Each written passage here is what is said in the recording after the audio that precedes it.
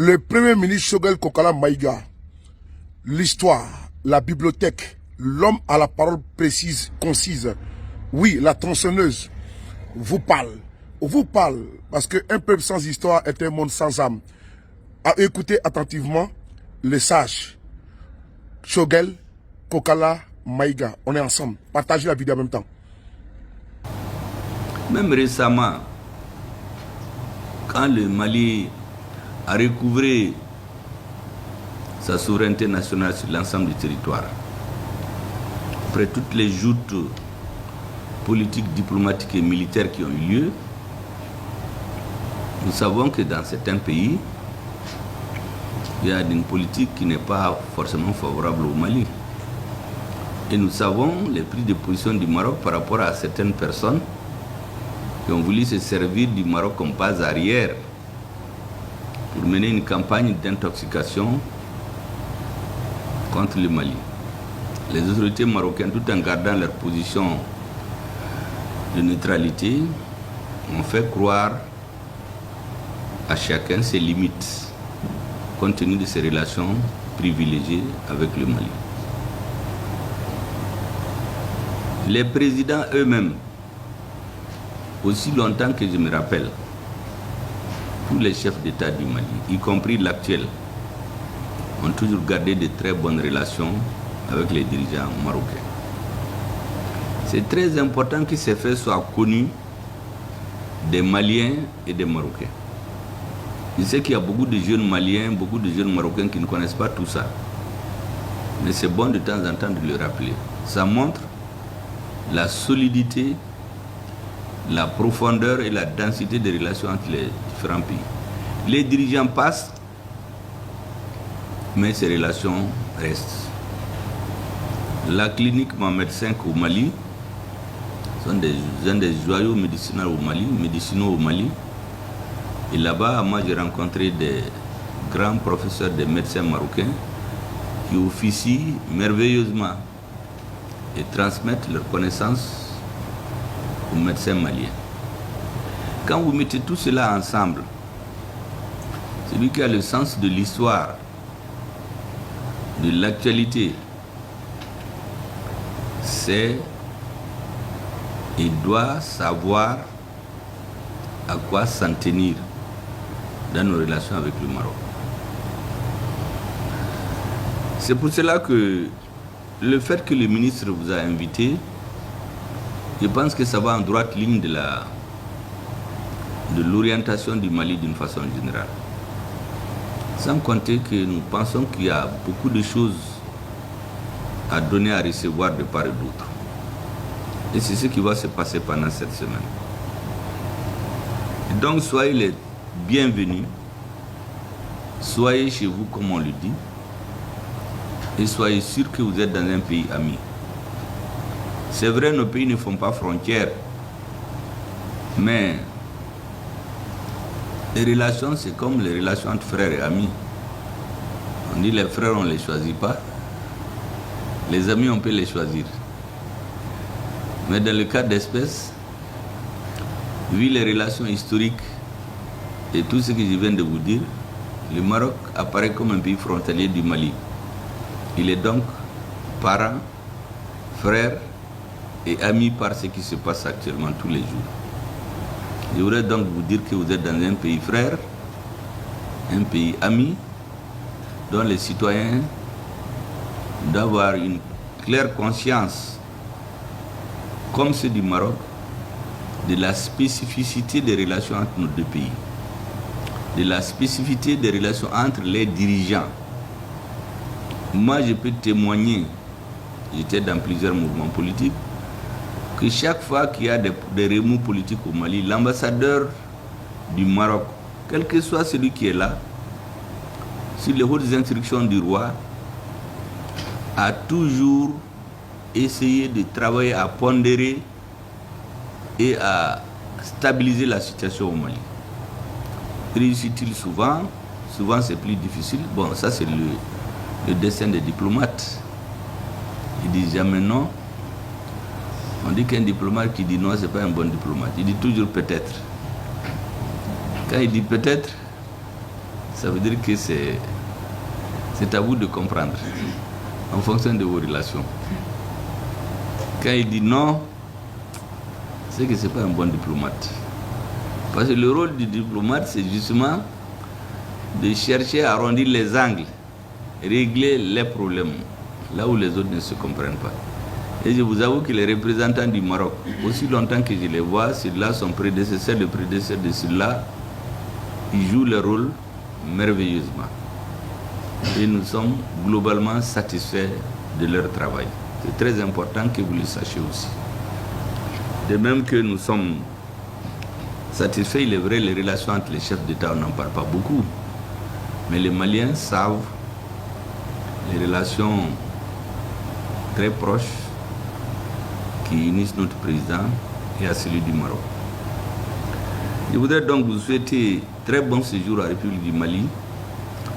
Vous dire que ce qui va se passer demain et les jours à venir, c'est quelque chose de très utile pour nos deux nations. Nous sommes en phase de reconstruction.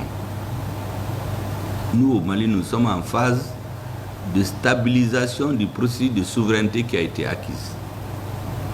Parce que beaucoup d'entre vous ne le savent pas. Vous savez, il y a quelque temps, il y a des parties du territoire où on ne pouvait pas survoler. Lorsque nous voulions, on nous dit non, il faut demander la permission à un pays que vous connaissez. Ou bien on nous dit, ah non, c'est la zone d'entraînement nocturne des forces étrangères. On nous dit Takuba. Mais nous sommes arrivés à la conclusion qu'en réalité, ces forces étrangères étaient là avec un autre agenda. On nous met la poudre aux yeux, un sac sur la tête, on nous tourne. Lorsque le sac est vieux, on nous met des lunettes en bois. En tous les cas, c'est pour qu'on ne voit rien. Mais eux, ils continuent à mettre en œuvre leur agenda. Il s'est trouvé que, grâce au concours de l'histoire, le Mali se retrouve avec un dirigeant qui, lui, ne porte aucune lunette en bois. Il a les yeux clairs, il voit vraiment dans l'histoire. Il est jeune, mais il a un esprit de quelqu'un qui connaît l'histoire. On ne peut pas, dans un pays, empêcher l'armée de ce pays d'aller dans certaines parties de son territoire. Ça s'est passé au Mali. On enterrait des Maliens par centaines dans des fosses communes. On n'en parlait même pas. Et lorsque les forces étrangères arrivaient chez nous, les discours officiels étaient les suivants. 1. Les forces étrangères arrivent pour aider le Mali à combattre le terrorisme. Qu'est-ce que nous constatons? Alors que les forces armées au Mali sont allées jusqu'à 50 000 hommes, le terrorisme qui était confiné dans l'extrême nord du Mali a pris 80% du territoire national. Donc on sait, est-ce que réellement ils étaient là pour combattre le terrorisme? Deuxième chose, on nous dit que les forces internationales, c'est pour aider à asseoir l'autorité de l'État du Mali sur l'ensemble de son territoire. Et pourtant, ce sont les mêmes forces étrangères qui ont interdit à l'armée malienne d'arriver par exemple à Kidal, créant du coup une enclave où il y avait un État dans l'État. Pendant 10 ans, des groupes de personnes, on organise des fêtes d'indépendance. Des diplomates étrangers venaient, on fait des drapeaux, on fait des défilés. On regardait ça, tout ça à la télévision. Et l'armée malienne était interdite d'y arriver. Or, on nous dit que le rôle des forces internationales, c'est de pouvoir recouvrer l'intégralité du territoire national. Allez-y comprendre. Et enfin, on nous dit que le rôle des forces internationales, c'est pour aider à l'application des résolutions du Conseil de sécurité. Nous avons constaté qu'en 13 ans, les contenus des résolutions changent exactement comme une chemise change. Chaque fois que votre chemise est sale, vous la lavez, vous portez une autre. Donc ces résolutions n'avaient aucune commune mesure les unes avec les autres. En fin de compte, avec l'arrivée du président de la transition, et ce que nous avons appelé la rectification de la transition, on s'est posé la question. Vous avez un malade qui s'appelle Mali. un docteur qui s'appelle Communauté internationale, avec un chef qui s'appelle France. Ils sont venus pour nous soigner pendant 2 ans et demi. Au bout de 2 ans, non seulement le malade n'est pas guéri, mais son corps est gangréné à 80%.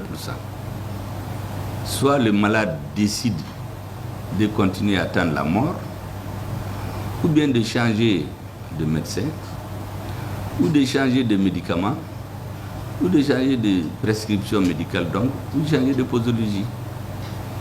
Les Maliens ont pris leur destin en main, ils ont décidé de changer et le docteur et ses médicaments.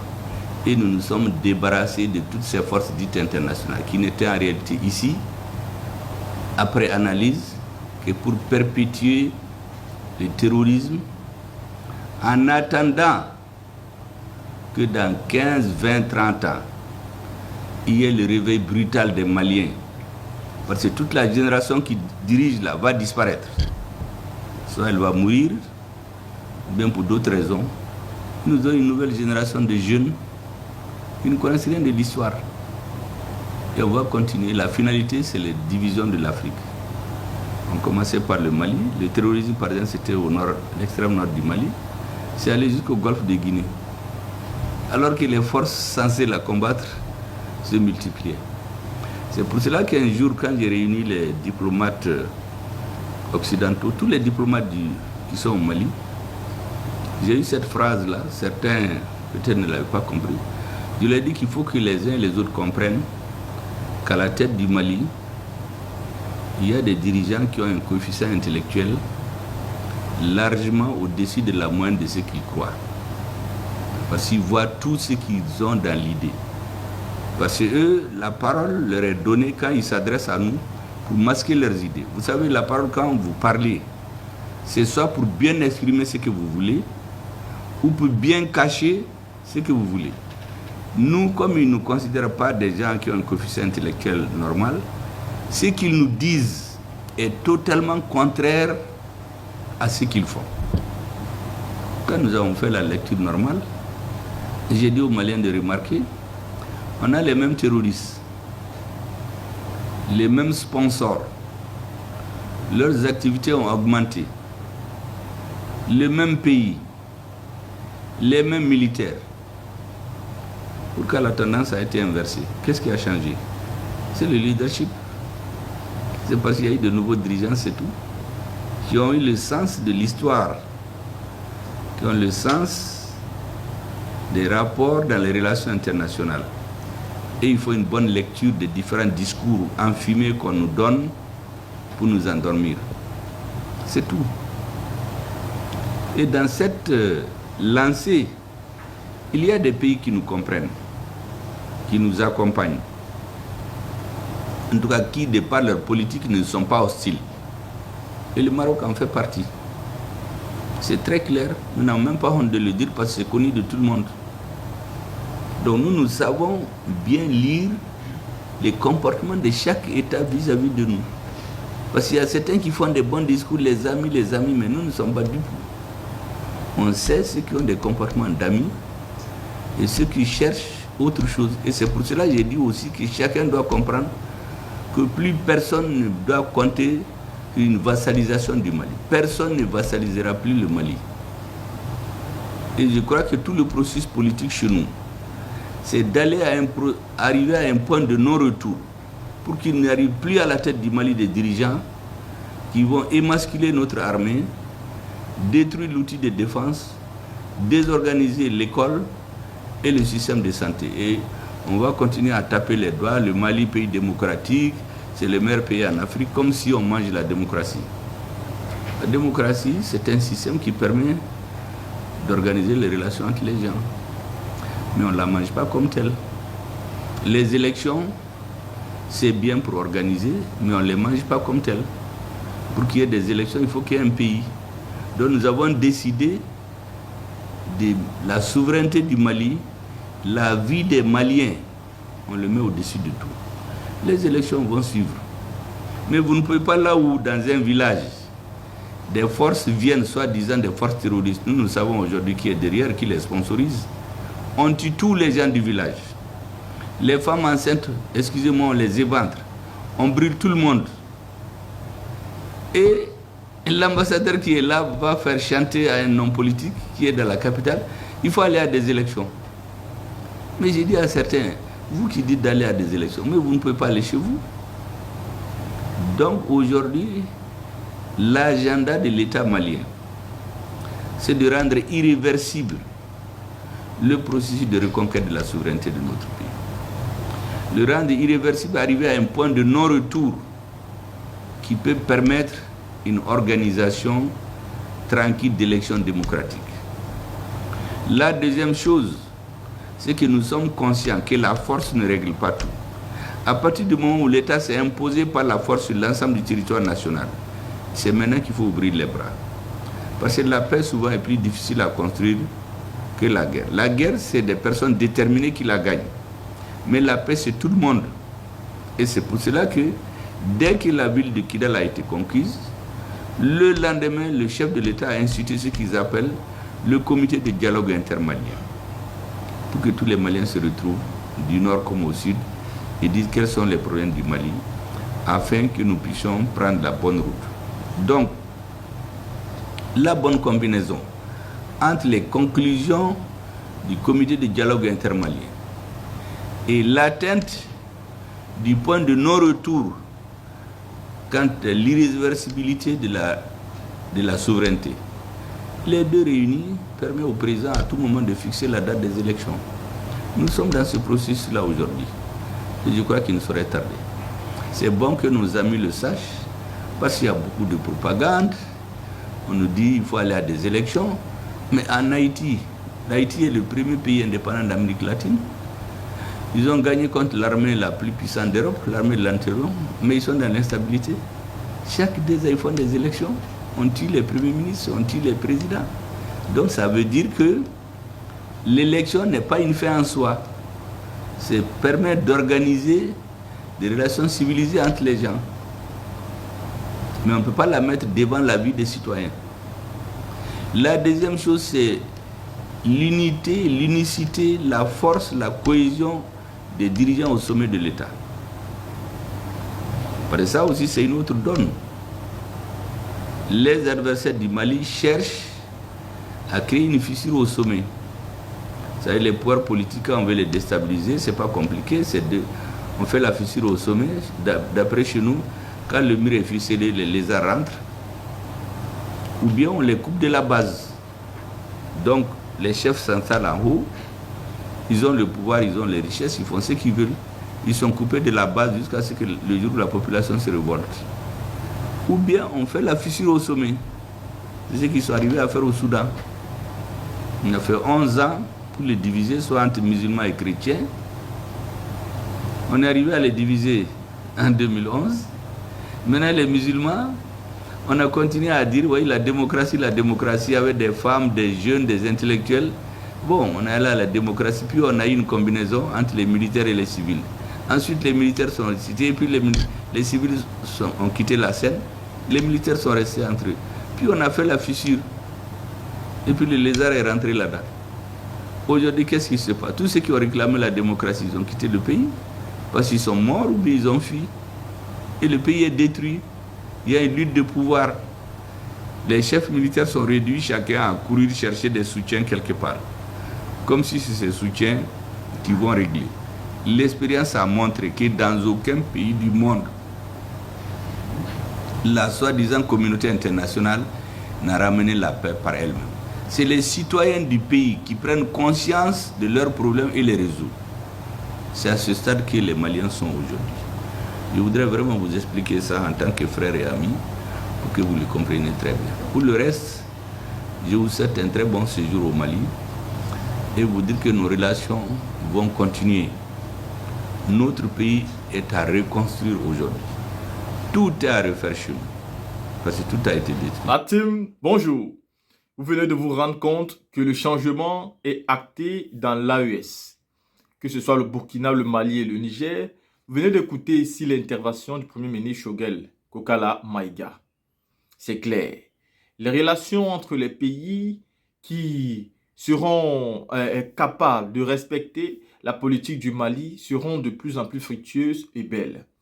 Par contre, les relations avec des pays qui ne respectent pas la nouvelle politique du Mali, verront leurs relations être un peu dégradées et c'est totalement normal. Vous savez, quand vous imposez un changement, même dans la vie de tous les jours, vous n'avez pas toujours besoin d'avoir l'approbation, même le soutien de tout le monde.